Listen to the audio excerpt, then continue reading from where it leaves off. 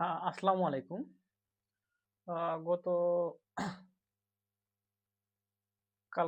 গতকালকে জেএলপিটির রেজাল্ট দিয়েছে। অনেকেই রেজাল্ট অকৃতকার্য হয়েছেন, অনেকেই পাশ করেছেন, স্কোরটা কম। এই জায়গায় যারা মূলত অকৃতকার্য হয়েছেন তাদেরকে বলি, দেখেন জেএলপিটিতে রেজিস্ট্রেশন করাটাই একটা যুদ্ধের সমান হয়ে গেছে। আপনি রেজিস্ট্রেশন করার সুযোগ পেয়ে যদি পাশ না করতে পারেন, আপনার মতো হতভাগা খুব কম সংখ্যকই আছে। আপনি আসলে সত্যি একটা হতভাগা। রেজিস্ট্রেশন করার সুযোগ পেয়ে যেহেতু আপনি পাস করতে পারেন নাই, এর থেকে আর খারাপ কি হইতে পারে।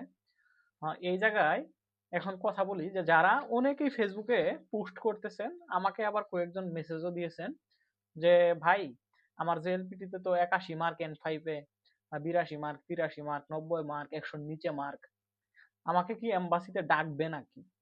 এত কম মার্কে কি আমি ভিসা পাবো? দেখেন, আপনাদের উদ্দেশ্যে আমি বলি, প্রথমে একটা কথা হচ্ছে, জেএলপিটির যেটা সার্টিফিকেট, এইটাতে কোনো মার্ক থাকে না। জেএলপিটি যারা পাস করে সবাই মনে করেন একটা সার্টিফিকেট থাকে, পায়। এই সার্টিফিকেটে শুধু লেখা থাকে যে পাস্ট। বুঝতে পারছেন আপনার উত্তরটা একদম? আপনার সার্টিফিকেটে কোনো মার্ক থাকবে না। যারা পাস করবে তারা প্রত্যেকে সার্টিফিকেট পাবে, ওই জায়গায় লেখা থাকবে পাস্ট। তার মানে আপনি পাস করছেন, সার্টিফিকেট পাইছেন, এনাফ। মার্কশিটে মার্ক থাকে, কিন্তু মার্কশিট তারা দেখে না বা মার্কশিট কোথাও চায়ও না, শুধু সার্টিফিকেটটাই চায় যদি জেএলপিটি ল্যাঙ্গুয়েজ প্রফিসিয়েন্সি চায়। তার মানে আপনার স্কোরটা তেমন ভ্যালিডিটি না। তাহলে বলতে পারেন যে যারা মনে করেন আমরা বেশি মার্ক করছি, আমরা কি লস করছি? লস করেন নাই, আপনারা মার্কশিট শো করবেন, সমস্যা নাই। এখন যারা পাস করছেন প্রত্যেককেই মনে করেন কনগ্রাচুলেশন।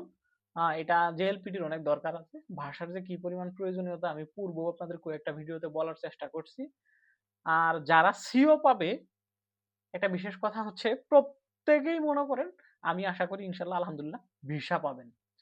2024-এর জুলাইয়ের পর থেকে, মানে জুন জুলাইয়ের পর থেকে, 25-এর জুন জুলাই সেশনের পর থেকে মূলত এম্বাসি থেকে রিজেক্ট হয়েছে এরকম লোক খুবই কম পাবেন। বিশেষ করে 25-এর অক্টোবর, যেটা এটাতে মনে হয় কোনো মিস ছিল না স্টুডেন্ট ভিসায়।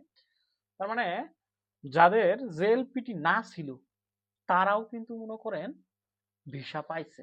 বাংলাদেশে ভিসা রেশিওটা অনেকটাই বেশি।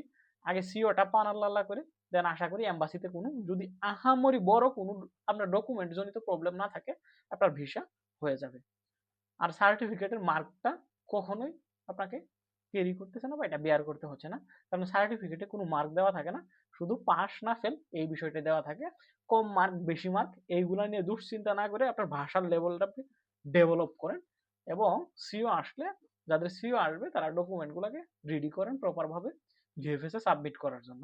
মার্ক নিয়ে আপনাদের চিন্তা করার মতো কোনো কিছু নাই। পাস করছেন আলহামদুলিল্লাহ, তবে অবশ্যই ভালোভাবে পড়ালেখা করেন। জাপান আসার পূর্বে মিনিমাম N4টা কমপ্লিট করে আসেন, না আসলে প্রচুর পস্তাইতে হবে। এখন আজকে মনে করেন জেএলপিটির এই যে পাস ফেলের কম মার্কের বিষয়টা, এটা আলোচনা করলাম। আশা করি পরের ভিডিওটাতে কিভাবে সহজে জেএলপিটিতে পাস করা যায় এটা নিয়ে আলোচনা করব। আপনাদেরকে আমি ভোকাবুলারি সহজে মনে রাখার একটা টিপস দিছিলাম, এইটাতে অনেকেই উৎসাহ পেয়েছেন, অনেকেই উপকৃত হয়েছেন, কমেন্ট করে জানিয়েছেন, এবং আমার সর্বোচ্চ ভিউ প্রাপ্ত ভিডিওর ভিতরে ওইটাই ছিল। আশা করি আমার পাস করার টেকনিকটাও আপনাদের কাজে লাগবে। আমি মোটামুটি অন্যদের থেকে একটু আধ্যাত্মিক বা আলাদাভাবে চিন্তা চেতনা করি, এবং ওইগুলা অনেকের দিলে উপকৃত হয়। আমি পূর্বে আমি যে স্টুডেন্টদের পড়াইতাম এইগুলাই ট্রাই করতাম তাদের। দেখা যায় আমার প্রথম যেবার স্টুডেন্টরা পরীক্ষা দিয়েছিল জেএলপিটিতে 100% পাস ছিল। এরপরে যারা পরীক্ষা দিয়েছিল আমার স্টুডেন্ট, শুধু মনে হয় একজন স্টুডেন্ট ফেল ছিল। এইটাই আমি পরের ভিডিওতে শেয়ার করব, কিভাবে জেএলপিটিতে উচ্চ মার্ক উঠাবেন আর পাস করতে পারবেন। ধন্যবাদ। আসসালামু আলাইকুম।